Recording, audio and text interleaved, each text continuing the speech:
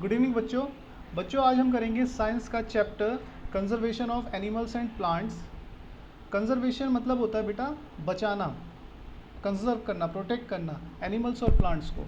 तो हम यहाँ सीखेंगे इस चैप्टर में कैसे हम प्लांट्स और एनिमल को प्रोटेक्ट करके रख सकते हैं, उन्हें कैसे बचा सकते हैं। तो सबसे पहले हम लोग ये देखेंगे कि कैसे हम उनको नुकसान पहुँचा रहे हैं और क्या क्या कारण हैं इसके। ठीक है, सबसे पहला हमारा जो टॉपिक है conservation of animals and plants के अंदर वो है डिफॉरेस्टेशन। तो हम पहले ये देख लेते हैं कि प्लांट्स को हम कैसे नुकसान पहुंचा रहे हैं और उसका क्या असर हमारे अर्थ पर हो रहा है। तो जैसे हमने यहाँ पे सबसे पहला टॉपिक है फॉर डिफॉरेस्टेशन। डिफॉरेस्टेशन मतलब होता है बेटा पेड़ पौधों को काटना। ठीक है, सिंपल अगर हम मोटे मोटे शब्दों में बोलें तो डिफॉरेस्टेशन मतलब होता है पेड़ पौधों को काटना। बहुत सारे पेड़ पौधों को काटने की वजह से क्या होता है बेटा, बहुत सारे जो एनिमल्स होते हैं जो उन पेड़ पौधों पे डिपेंड होते हैं वो भी सर्वाइव नहीं कर पाते। ठीक है, जैसे आपने देखा होगा बहुत सारे जो पक्षी हैं वो पेड़ों पे ही घोंसला बनाते हैं। मोस्टली पक्षी जो होते हैं वो पेड़ों पे ही घोंसला बनाते हैं। अब पेड़ ही नहीं होंगे तो वो कहाँ घोंसला बनेंगे, और अगर उनको घोंसला बनाने के लिए जगह नहीं होगी तो फिर उनकी धीरे धीरे पॉपुलेशन कम होती चली जाएगी। वो सारे के सारे जो पक्षी अभी बहुत ज़्यादा क्वांटिटी में या कह लें बहुत ज़्यादा जिनकी पॉपुलेशन है वो धीरे धीरे धीरे धीरे जो जब पेड़ नहीं होंगे तो उनकी पॉपुलेशन भी कम होती चली जाएगी।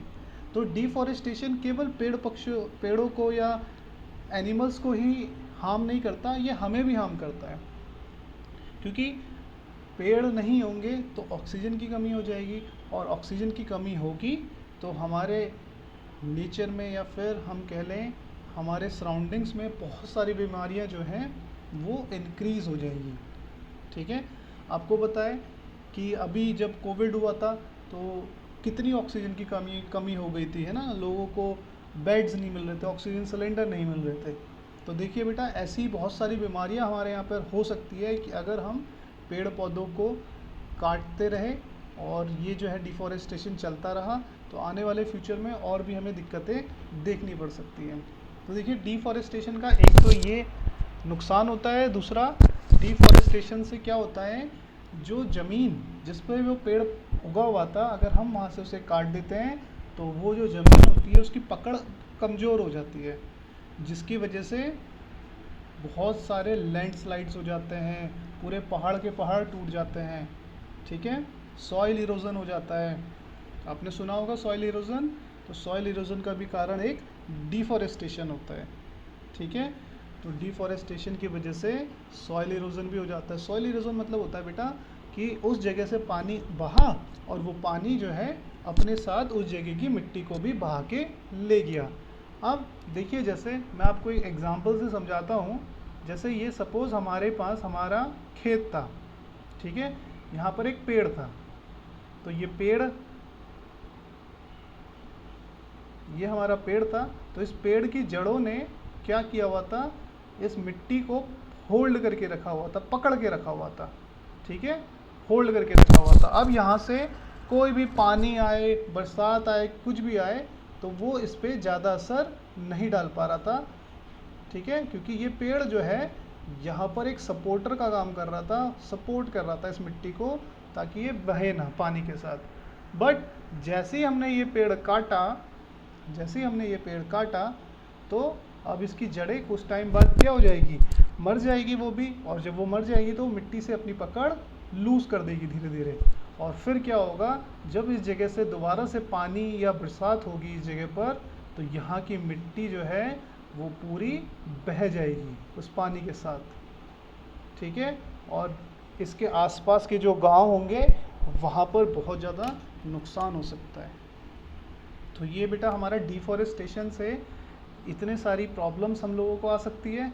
अब हम ये जान लेते हैं तो भाई इतनी सारी जब ये प्रॉब्लम्स आ रही है तो हम डिफॉरेस्टेशन कर क्यों रहे हैं, उसके क्या कारण है, क्या कॉजेस है। भाई हम लोग सर बेड के लिए, हाँ बहुत सारी चीज़ें लकड़ी हैं, के सामानों के लिए। बहुत सारी चीज़ें हैं बेटा।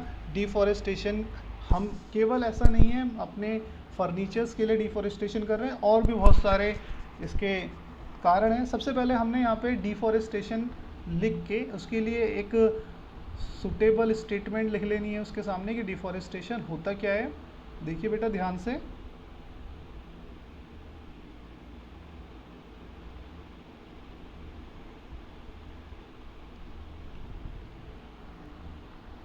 many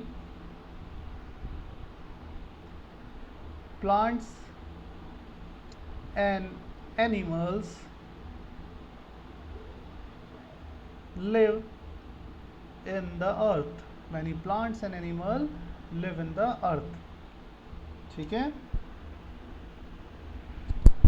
they are essential for human survival.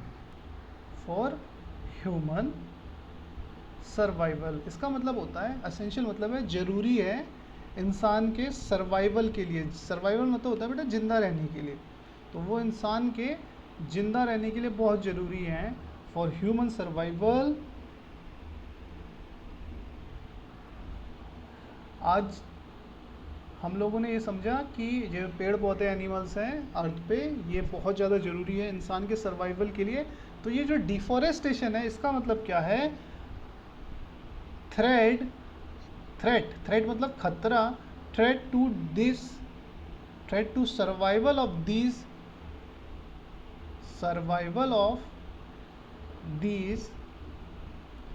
Plants and animal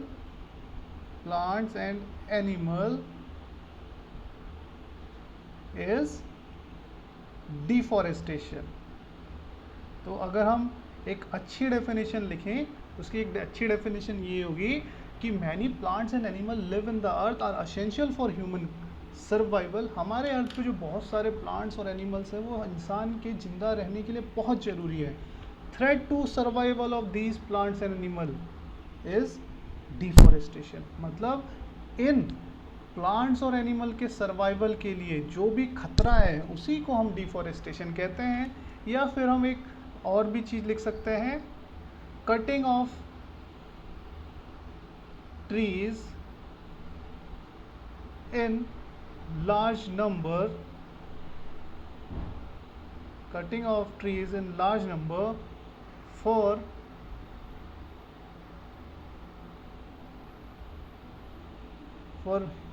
human needs is called deforestation. मतलब बहुत सारे पेड़ों को बहुत जब बड़ी क्वांटिटी में या बहुत ज़्यादा मात्रा में काटना अपनी इंसानी ज़रूरत के लिए, उसको हम डिफॉरेस्टेशन कहते हैं। ठीक है बेटा, तो दोनों चीज़ आप लिख सकते हो, दोनों सही डेफिनेशन है। तो ये डिफॉरेस्टेशन हमने समझा कि डिफॉरेस्टेशन ये है। अब हम जान लेते हैं इसका कारण क्या होता है भाई, क्यों हम ऐसा करते हैं। कॉजेस मतलब कारण। देखिए बेटा, हम लोग जब पेड़ पौधे काटते हैं तो उसके पीछे हमारे बहुत सारे कारण होते हैं। एक तो ये है सबसे पहले, जैसे किसी जगह पर हमें अगर खेती बाड़ी करनी है और वहाँ पर बहुत बड़े बड़े पहले से ही पेड़ हैं, तो भाई हमें खेती बाड़ी करने में बड़ी दिक्कतें होंगी। तो हम लोग क्या करेंगे, इन सारे ट्रीज़ को पहले यहाँ से काट देंगे, इन ट्रीज़ को यहाँ से कट कर देंगे। तो ये जो खेत है ये हमारा खेती के लिए रेडी हो जाता है। तो फिर सबसे पहला सर नहीं रेडी होती सर, जो जड़ होती है सर वो तो हटती ही नहीं है। हाँ बेटा, वो सर भी कैसे रेडी हो जाएगा? बेटा वो भी हटा लेंगे। जो पेड़ काट सकते हैं तो जड़ काटने में कितना टाइम लगेगा, है ना? तो कौन सा लगता है ना बेटा? है, मैंने देखी है, तो जड़ का। पेड़ काटने का पर्पज़ ये थोड़ी ना है कि जड़ छोड़ देंगे, तो जड़ भी काटेंगे ना, उसकी जड़ भी निकालेंगे। बेटा पेड़ काट के थोड़ी ना छोड़ देंगे हम वहाँ पर, फिर फ़ायदा क्या होगा? तो उसकी जड़ भी निकालते हैं हम लोग। ठीक है, तो सबसे पहला हुआ इसका जो कारण है फॉर कल्टीवेशन। ठीक है, फॉर कल्टीवेशन मतलब होता है खेती बाड़ी के लिए। फॉर कल्टीवेशन सबसे पहला कारण है use of land for cultivation. Use of land, ज़मीन का यूज़ कल्टीवेशन के लिए।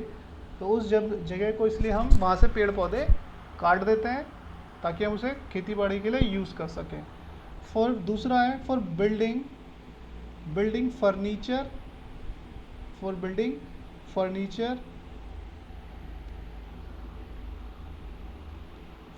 Furniture and house, for building furniture and houses.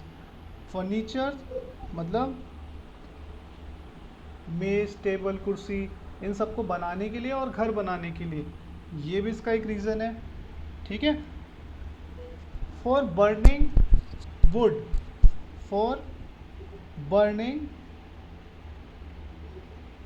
Would, लकड़ी जलाने के लिए भाई। फॉर बर्निंग भी लिख सकते हैं सिंपल, फॉर बर्निंग, है ना। फॉर बर्निंग और ब्रैकेट में लिखेंगे वुड यूज्ड एज फ्यूल, मतलब लकड़ी को हम फ्यूल की तरह यूज़ करते हैं। फ्यूल जैसे बेटा हमको पता है फ्यूल का क्या काम होता है, एनर्जी प्रोवाइड करना। तो लकड़ी का भी हम क्या करते हैं, उसको जला के एनर्जी क्रिएट करते हैं, है ना, ताकि हम अपने जो भी खाना है उसको पका सकें। तो भाई ये भी इसका एक कारण है कि हम उसको जला के उसे खाना पकाने के लिए यूज़ करते हैं। तो ये सब हमारे कारण थे, और भी बहुत से कारण हैं, है ना। आज के टाइम पे तो आप देख पा रहे हो लकड़ी को बेवजह भी यूज़लेस तरीके से बेचा जा रहा है ना, फॉर अननेसेसरी सेलिंग, है ना बेटा। तो ये भी हम लोगों का एक, इसके पीछे भी एक ये कारण हो सकता है। अब बाकी हम देखते हैं, अगर ये होगा बहुत ज़्यादा बड़े लेवल पे। एनिमल, सर एनिमल में जैसे सर हैन चिकन आ गया, सर भैंस आ गई, गाय आ गई। हम्म। सर वो लोग सर जब उनका सर मृत्यु होती है सर, उनमें फिर सर कोई डिफोरेस्टेशन नहीं होता है सर, उनको भी वो भी मरते हैं, तो उनसे हमको जो फायदा मिलता है उसको भी तो डिफोरेस्टेशन होगा दूधों का। हाँ बेटा वो एनिमल में आएगा ना। अभी तो पर हम लोग जो है प्लांट्स के बारे में पढ़ रहे हैं ना बेटा। ठीक है बेटा। Yes sir. हाँ, तो कॉन्सिक्वेंसेस मतलब हो गया उसका क्या रिजल्ट होगा हमारी लाइफ पर। देखिए बेटा, अगर हमारी लाइफ से, हमारे यहाँ से पेड़ पौधे ख़त्म हो जाएंगे तो क्या होगा, हमारा जो इन्वायरमेंट है उसका टेम्परेचर इंक्रीज़ हो जाएगा। आपको पता है पेड़ पौधे टेम्परेचर को मेंटेन रखते हैं। तभी आप लोग कभी गांव जाते होंगे तो वहाँ देखते होंगे गांव में ठंडक होती है ना, गांव जाके अच्छा लगता है। फिर शहर आते हो, फिर शहर में फिर गर्मी लगती है। क्यों? क्योंकि गांव में पेड़ पौधे होते हैं, जिसकी वजह से वहाँ का टेम्परेचर थोड़ा कम होता है। समझ रहे हो बेटा? तो क्या होगा, yes sir. Temperature will increase, temperature बढ़ जाएगा, टेम्परेचर विल इंक्रीज, टेम्परेचर बढ़ जाएगा भाई अगर डिफॉरेस्टेशन चलता रहा। दूसरा दूसरा क्या है बेटा, ग्राउंड वाटर, जो ज़मीन का पानी है वो भी तो सूख जाएगा। Ground yes sir. Water level, गर्मी को जैसे सर वो कैसे सूखेगा सर, वहां से वेपर भी नहीं निकल पाएगा ना। बेटा अब देखो टेम्परेचर बढ़ेगा तो भाई आपको पता है जब रेगिस्तान में टेम्परेचर बढ़ता है तो वहाँ के नीचे, वहाँ पे जो ग्राउंड वाटर लेवल है वो सूख जाता है, नहीं सूख जाता। अगर सोचो वहाँ पर पेड़ पौधे होते तो भाई वो पेड़ पौधे छाया पहुँचा रहे होते, छाया कर रहे होते, जिससे क्या होता है ज़मीन का पानी नहीं सूखता।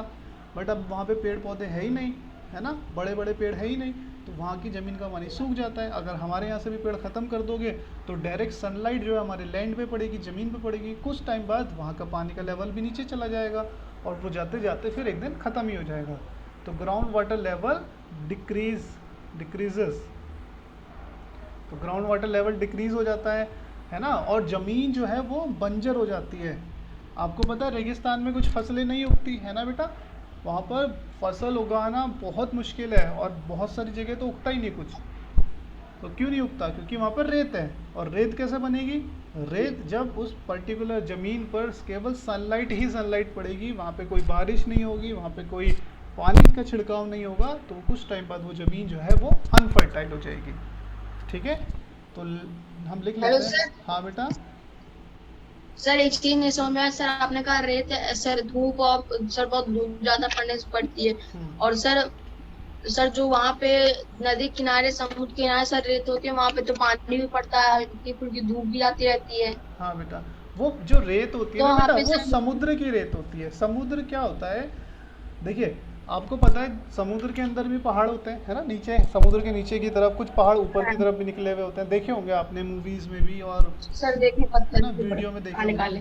तो बेटा वो क्या होता है ना, समुद्र का पानी कंटिन्यू उन पहाड़ों को काटता रहता है, पहाड़ों को काटता रहता है और उसके जो भी पार्टिकल्स होते हैं वो आपस में घिसते रहते हैं, तो घिस घिस के वो जो पत्थर है वो सारे का सारा पत्थर जो है वो भी हमारा धीरे धीरे रेत बन जाता है। और हमें ये भी पता है कि जो हमारी जो अर्थ होती है उसमें लेयर्स होती है बेटा, मैं आपको समझाता हूँ इसको। हमारी अर्थ में 3 लेयर्स होती हैं, सबसे ऊपर क्रस्ट, फिर मेंटल, फिर कोर। तो जो हमारी जो ऊपर वाली यस सर। लेयर है ना बेटा, जिसको हम बोलते हैं क्रस्ट, क्रस्ट। हाँ उसको जो है सियाल भी बोला जाता है, उसका नाम होता है सियाल। उसके अंदर हमारे दो टाइप की लेयर्स होती हैं। सियाल मतलब सिलिका और एल्यूमिनियम। तो ये जो लेयर है क्रस्ट वो सियाल से मिलके बनी है, सिलिका और एल्यूमिनियम। सिलिका मतलब होती है रेत। तो मतलब जो हमारी जो अर्थ की जो सबसे ऊपर वाली क्रस्ट है, जैसे हम अर्थ को 3 क्रस्ट में डिवाइड कर दें, यहाँ हो गया हमारा कोर, ठीक है, फिर आ गया हमारा मेंटल और फिर आ गया हमारा क्रस्ट। तो जिस पे हम रह रहे हैं इस समय, ठीक है बेटा, इसको हम क्रस्ट बोलते हैं। तो ये जो क्रस्ट है ना सियाल, ये 2 चीज़ों से मिलके बनी है, सिलिका और एल्युमिनियम से। सिलिका मतलब रेत। तो क्या होता है बेटा, हम लोगों की ये वाली जो लेयर होती है इसकी ना मोटाई होती है, थिकनेस होती है कुछ, ठीक है। तो ये जो थिकनेस होती है ये समुद्र वाले हिस्से में थोड़ी कम होती है। आपने देखा होगा जब आपके घरों में नल लगते हैं तो नल से पहले मिट्टी निकलती है नॉर्मल, थोड़ी देर बाद काली मिट्टी निकलती है, फिर उसके बाद हल्की हल्की गीली मिट्टी निकलती है, फिर रेत निकलना स्टार्ट होता है और फिर पानी निकलने लगता है। आपने ऑब्जर्व किया होगा, है ना, देखा। Yes sir. सर वो हाँ लेयर निकल रही है। हाँ, वो लेयर होती है एक्चुअली बेटा। तो वो जो मिट्टी वाली लेयर है ना, उसके बाद आती है फिर हमारी ये सिलिका वाली लेयर। सिलिका मतलब हमारी रेत वाली लेयर। तो समुद्र में जो ऊपर वाली काली वाली मिट्टी वाली लेयर है ना, ये नहीं होती बेटा, वहाँ पे सीधा ये सिलिका वाली लेयर होती है, रेत वाली लेयर होती है। तो इसी वजह से समुद्र के आसपास या समुद्र की गहराई में रेत मिलती है। समझ में आया अब आपको? Yes sir. हाँ बेटा। तो ये देखिए हमारे पास क्या क्या हमारा नुकसान हो जाएगा भाई। ज़मीन हमारी अनफर्टाइल बन जाएगी, पानी ग्राउंड का लेवल सूख जाएगा, है ना, टेम्परेचर बढ़ जाएगा, और ऑक्सीजन में नहीं मिलेगी। बिल्कुल बेटा, लेवल ऑफ कार्बन डाइऑक्साइड भी तो बढ़ जाएगा। Level yes of sir. Carbon dioxide will increase, वो भी तो बढ़ इंक्रीज। जाएगा बेटा, विल इंक्रीजेस। मैं देखिए बहुत ही इजी सिंपल वर्ड में आपको लिखवा रहा हूँ बेटा, है ना, कि ये चीज। यही चीज सर जो आप इतनी सिंपल में दिखा रहे हैं सर, हाँ वही सर बुक में इतनी खतरनाक सेंटेंसेस में लिखे हैं, पूछने का नहीं। हाँ बेटा, तो यही चीज़ है बेटा, सिंपल सिंपल लैंग्वेज में हम लोग समझ लेते हैं इसको, है ना, पॉइंट वाइज। Hello sir. हाँ सर हाँ हेलो हाँ बेटा बोलिए। सर, स्क्रीन टॉप पे कर दीजिए सर, मेरा नेटवर्क एकदम चला गया था। ओके बेटा, ये लीजिए, तो उस पे देख लेना यार। स्क्रीनशॉट ले लीजिए जल्दी से, ठीक है। सर स्क्रीनशॉट लेना है। हाँ स्क्रीनशॉट ले लीजिए बस। सर और ऊपर कर सर, सर नीचे करते जाइए।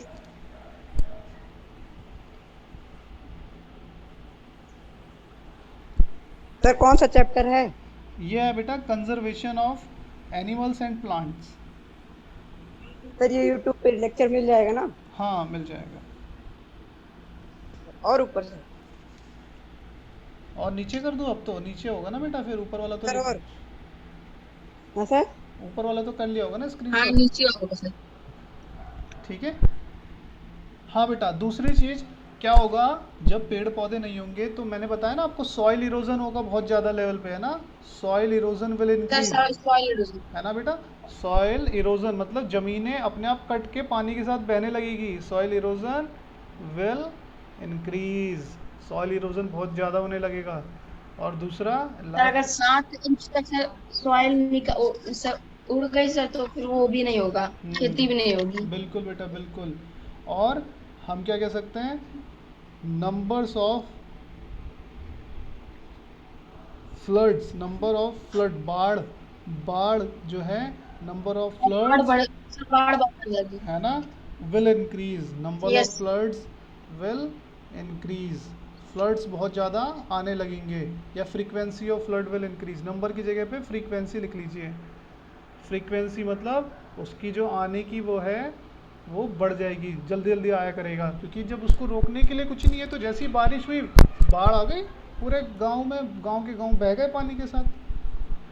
ठीक है बेटा, तो फ्लड हमारी जो है यस सर। बाढ़ बढ़ जाएगी, और हमारा जो है क्लाइमेट सिस्टम, वेदर सिस्टम बिल्कुल डिस्टर्ब हो जाएगा।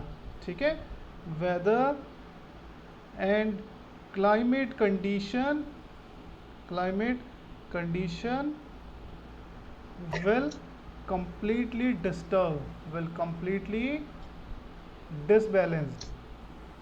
ठीक है, डिसबैलेंस हो जाएगा, कभी भी बाढ़ आ जाएगी, कभी भी बारिश हो रही है, कभी भी धूप निकल रही है, कभी भी क्या नाम है तुम्हारा जो है तूफान आ रहा है, कुछ भी हो सकता है फिर, है ना बेटा?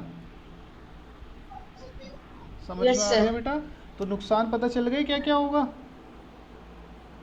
Yes sir. ठीक सर है वो भी तो अमेजोन वाले पे है सर, वो वहां से इतनी सारी ऑक्सीजन मिले सर, उससे हमको क्या चिंता है फिर सर? कट रहे हैं सर, कहीं भी कटने दे बेटा, देखिए सर। वहां आपको मैं एक चीज़ वहां बताता से हूँ, ऑक्सीजन आएगी। आपको मैं एक चीज़ बताता हूँ। जब आपके जब आपके घर में खाना बनता है तभी तो आप खाते हो। अगर मेरे घर में खाना यस बनेगा सर। तो आप खा लोगे क्या आके? No sir. अगर चलो एक बार को हमने मान लिया कि मैं आपको कह रहा हूँ चलो आ जाओ, तो आने में भी तो टाइम लगेगा ना, लगे नहीं लगेगा? अब मिट्टी से मेरठ आने क्या में, लगेगा? फिर तो ऐसी अमेज़ोन से भी यहाँ तक आने में टाइम लगेगा नहीं लगेगा ऑक्सीजन को?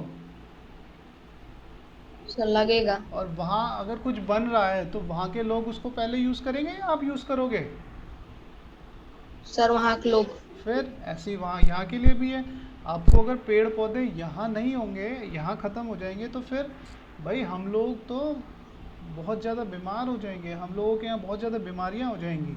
ठीक है, वहाँ से ऑक्सीजन आने में बहुत टाइम लगेगा, और हो सकता है हवा, वो भी डिपेंड करता है कि रास्ते में कोई पहाड़ तो नहीं है, कोई हवा अपोजिट तो नहीं चल रही है, क्योंकि जिस डायरेक्शन में हवा फ्लो करेगी ऑक्सीजन उसी डायरेक्शन में तो बह जाएगी ना। Yes sir. फिर समझ में आया बेटा? Yes sir. तो आज इतना ही रखते हैं, हम लोगों ने आज बहुत कुछ सीखा। हमने आज डिफॉरेस्टेशन समझा, है ना, उसके कारण समझे क्या होते हैं, और उसके नुकसान समझे। तो आज इतना ही रखते हैं। सर जी आखिरी वाला पॉइंट सर लिखना, इसको सर हटाइएगा नहीं। ठीक है बेटा, बाकी का हम लोग करेंगे कल। Yes sir.